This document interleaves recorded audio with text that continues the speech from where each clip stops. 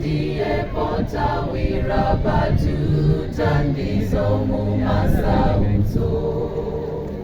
ngakale namondwe mpepo zivute ana ake samachita manta chikana mapiri atasuntika sindikwerezeka dikonse ndikonda kunena sampulumutsi kwa ine iye alizonse wina ndi masula ndiliyo mangidwa ine wina mandiyanka ine wina mandikonda dingonsia yeka Yesu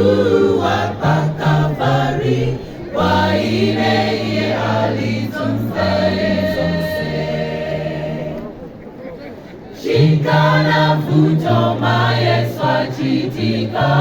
amakala pafupi nane asangalatsa ine nkaso wa chimwemwe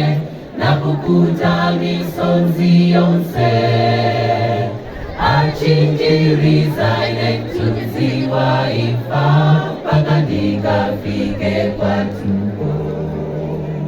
ndikonda kunena sampulumutsi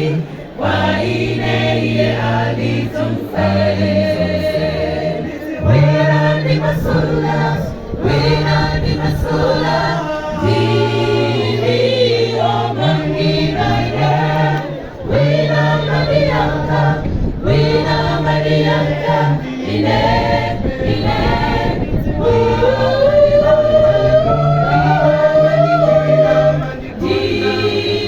dingonsia yeka Yesu apa Kalvari kwa ine iye alizonse wina ndi